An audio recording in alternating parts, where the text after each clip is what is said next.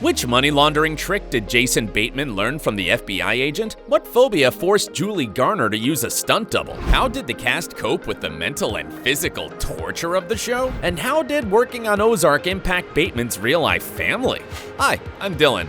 Let's speak Ozark a bit. You have to do more than just the acting. A man of multiple talents. He's been on TV since before he was born. Yeah, Jason Bateman has become so cool in recent years thanks to Ozark that some people begin to think he is a real Batman, if you take the E out of his last name. Though Bateman liked the part of Marty Bird from the start, on the show he wanted to do more than just the acting. I'm sorry, did you say just the acting? Easy stuff. The actor revealed that he agreed to the role only when they let him direct the show as well, and he executive produced it too. Bateman was more than excited about the triple challenge, and he nailed it. Jason Bateman, Ozark. The defining step for Bateman, the director, was to recruit just the right cast and crew for the show he envisioned. He was happy to be surrounded by those who saw the same things he saw on the script and genuinely loved what they were working on together, like Laura Linney. And I just knew if she said yes, it would be like 95% of the work's done. Being a full-on people pleaser when it comes to work on set, Jason did the best he could as the team leader and conductor. How would you guys describe Jason, the director? Incredible. Oh, he's so good. He's so good. Do you mean Emmy nominated? Yeah. Jason Bateman, the director? The rule of doing more than just your job applied to the whole team. For instance, the writers were regularly consulting with a real FBI agent so they could write the most realistic money laundering thread into the plot. I think the only thing I've been able to absorb about money laundering 3 is that you need fake receipts. If you can get fake receipts, guys, we can all we can all retire. Just tomorrow. tips. There you go. Fake receipts. Fake receipts. Despite the complexity of the storylines and the neatness of the script, the actors still felt free enough to improvise and come up with their own ideas for the production. Some of these ideas changed the show. Laura Linney takes most of the credit for the Wendy we see now. Initially, the character was written as just a wife, but the actress saw more depth and potential in her. So she talked about her vision of the role with Jason and where it could go. He totally approved, and now we do too.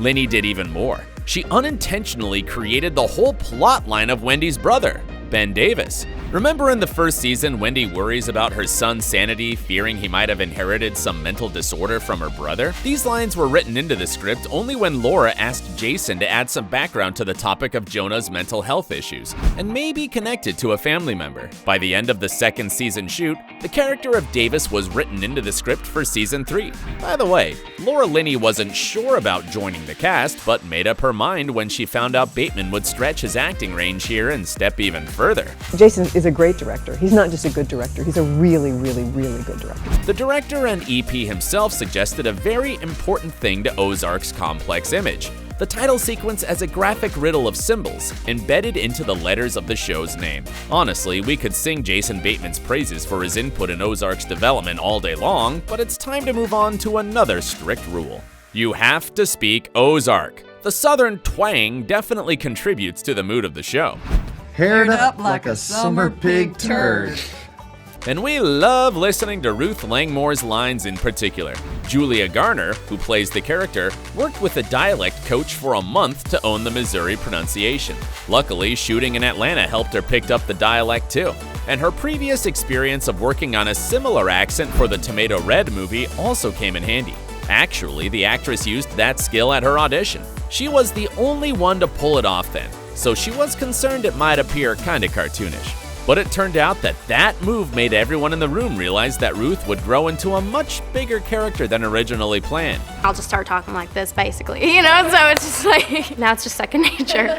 What did not feel like second nature was dealing with mental and physical torture. All of the Ozark characters are bombarded with problems from the outside nonstop, while on the inside they have to work through their personal issues or even deal with mental illnesses. Pathological lying for the sake of survival, coming off tough while being vulnerable, suffering from a bipolar disorder, actual physical torture. It's quite a heavy load to bear for any actor who seeks to become their character. The month of the first season, it felt like I was getting hit by like a frying pan like every night coming home. Jason Bateman lost his voice filming the scene where Marty's toenail was being torn out. Janet McTeer endured the exhausting experience of playing Helen being severely tortured in season 3 as the actress refused a stunt double, while Julia Garner required a hand double in the first season scene where Ruth held a dead mouse because the actress has a real phobia of rodents. How do they cope with the stressful and even depressing aftermath of existing in such a dark reality like Ozark? Well, behind the camera, they were just being that perfect family for each other that the Birds could probably never be. We have such an amazing cast and crew, and everybody's so kind. It's a super safe, fun, nice environment. Despite the fact that half the cast are respected actors who the younger ones look up to, they create a very easygoing vibe on set. At work, Tom Pelfrey, who played mentally ill Ben, felt like he was invited over for a home barbecue party. And all of a sudden you're talking to Jason and Laura and Janet, Julia, everybody's so friendly, everybody's so down to earth, the crew is relaxed, the atmosphere is everybody's respectful, everybody's supporting each other, there's no tension, there's no drama, there's no egos. I mean, it's a really special place to go to work. The actor also made sure to do yoga, get enough sleep, and take his dog for a walk to de-stress. And all the cast members used the healing power of laughter. Hello. My name's Jason. This is Giggles and Bubbles. Bubbles. It's hard to imagine that such a nice and sweet gang had to follow the next rule. Be mean to the castmates you love. The Ozark cast got so close, they did feel like a family on set. Of course, everybody adored Jason. I always really liked him. I felt like, oh, really, I like that Jason Bateman guy. Janet McTeer shared a house with Laura Linney and was always busy FaceTiming her friend off set. Julia Garner invited the castmates who stayed at the hotel to her home so they could use her washing machine. Yet, Julia had to yell at Linney, the loveliest person on the planet, when she threw her raw line, You fucking bitch wolf! Julia confessed she was terrified of that scene. And right after performing it, she came up to Laura and gave her a hug.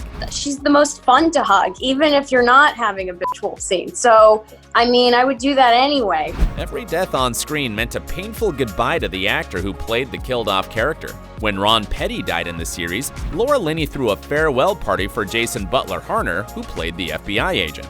Bateman felt awful killing off characters, by the way. Selfishly, you want everyone to stick around. We had a really great group of actors. It's terrible when these people have to go, but that's the trade-off of doing these kinds of shows.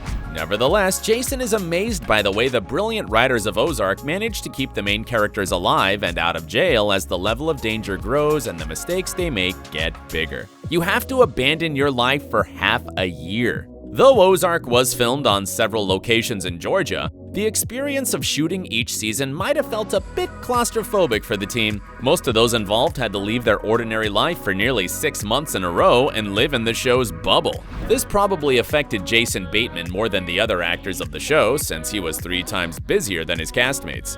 How's the family doing?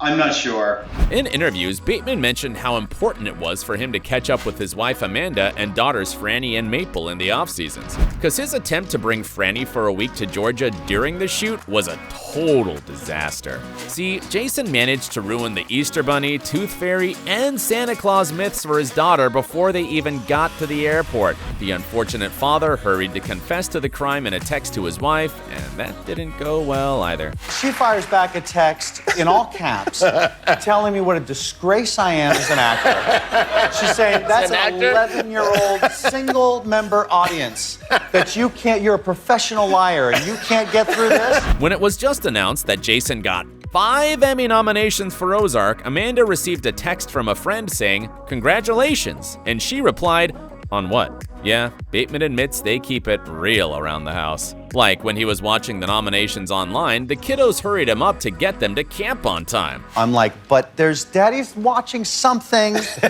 out in a minute. But all jokes aside, it's his family the actor, director, and producer is most grateful to for the outstanding success he's gained doing Ozark. Amanda, you and Maple and Franny back home, you are the full base of everything that I do. I love you very, very much. Thank you, guys. The show and its team have received so many nominations and won so many awards that you can't help but come up with another strict rule. to collect all the awards in the TV show world. While we're waiting on the final season of Ozark, check out our video on the peculiar facts about the show and the relationships the cast has in real life. Click here and stay awesome.